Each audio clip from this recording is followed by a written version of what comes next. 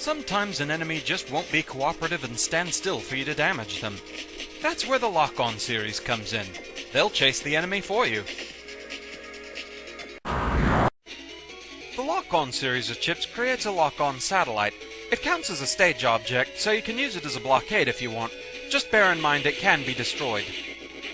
It's also worth noting you can only have one active satellite at a time. Try to create a second and the first will be destroyed. It does, however, leave you free to use other battle chips or the Buster. So long as it's active, it sweeps the enemy field with a targeting reticule that, once it locks onto an enemy, follows it with machine gun fire.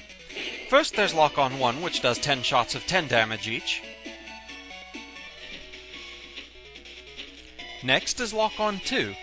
Its targeting sensor sweeps the enemy field a little bit faster, and it does 10 shots of 15 damage each. While it's not overly important to note, it is kind of interesting that it's the only chip in the entire game to do an odd amount of damage.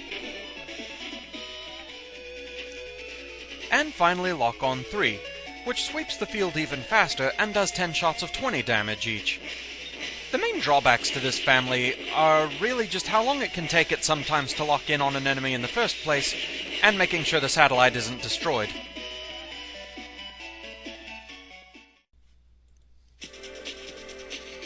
Sometimes a little slow, constant healing is just what you need to keep you alive. If that's the case, try out the Candle series of chips, even if the resulting amounts of healing are a bit strange. The Candle family of chips allows you to place a candle which slowly recovers health for you, as long as it still exists. It can be destroyed by enemy attacks, so be careful about that.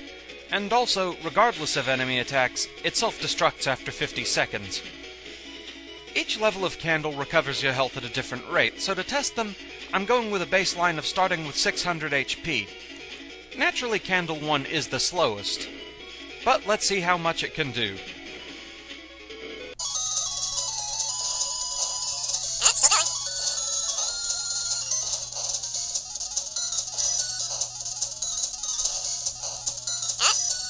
Getting closer. 99? Seriously? You couldn't last long enough for that one last point to make it an even 100? So next up is Candle 2. This one heals faster than Candle 1. Yeah, that's going at a fairly nice speed. So let's see what it can do.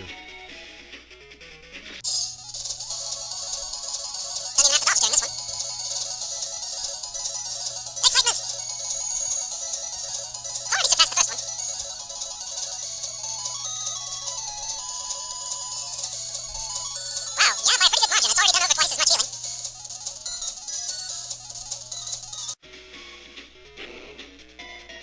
249? That's random as anything. Finally, there's Candle 3. This one has the fastest recovery rate. Yeah, that's going at a pretty good clip.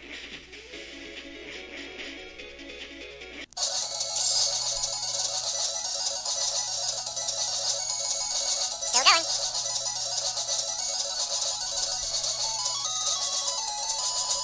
Alright, top 200.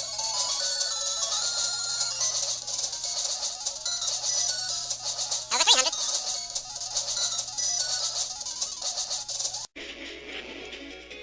374. These things return some weird numbers.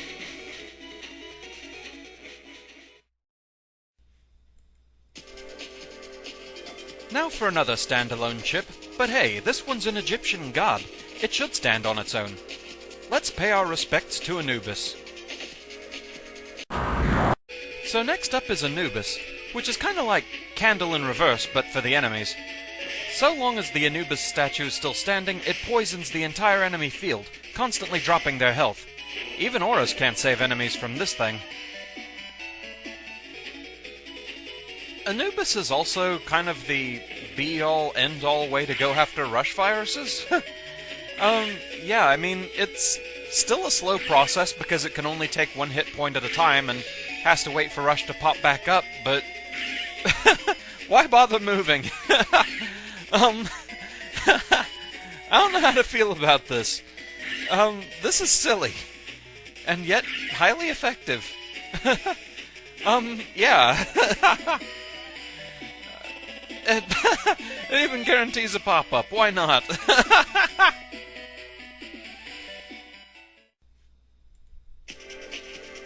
Sometimes the key thing is finding a good place to hide. For that, you have the block chips. Great for fortifying yourself against enemy attacks, or limiting where they can move. So the first block type chip is the ice cube. Unlike most stage objects, you can actually have multiples of these, up to 4 out at once.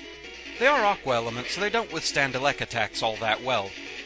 Since the ice cube always appears directly in front of you, they can also be used for viable attacks as well. Drop an ice cube on an enemy and it does 200 aqua damage. The second block type chip is the rock cube, which randomly places 3 rock cubes on the playing field. Now, unlike ice cubes, it's fairly rare that you're actually going to do damage with the rock cubes, but billies do have an odd tendency to wander right into them. In the odd occasion where they do hurt the enemy, like ice cubes, they do 200 damage but without elements, and they also self-destruct after a while. Due to that and the fact that you can't control where they're placed, they are durable blockades, but you really can't count on them as much.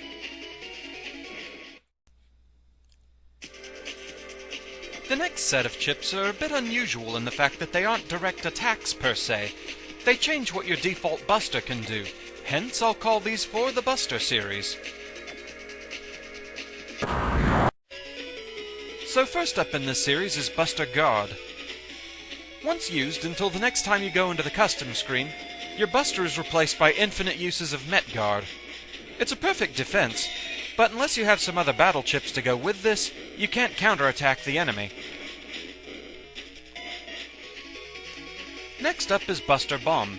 Until the next time you go into the custom screen, this one replaces your Buster with mini-bombs which do 50 damage each. It's a bit unwieldy, but it is still viable as an attack, and since you can use it as much as you want, you can pretty much spam the enemy fields to your liking.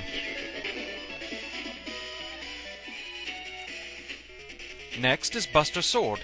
Until the next time you enter the custom screen, this replaces your Buster with the normal sword, doing 80 damage per strike.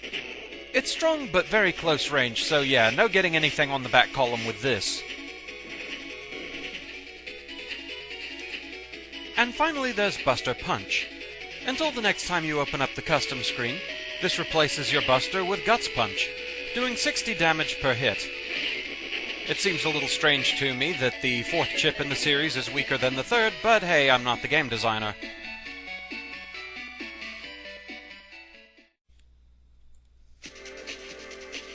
The next pair of chips don't affect the enemies, but they do affect your access to the custom screen, slowing things down or speeding things up. That's the power of the gauge chips.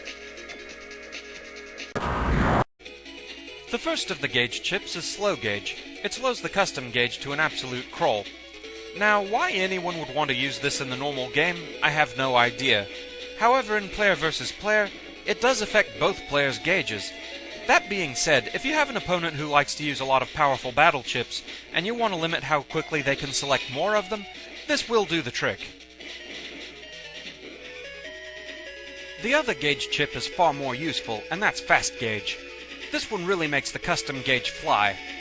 Now it is worth noting you cannot stack the effect. That's as fast as it's gonna go, but hey, that's fast enough already. Very, very useful.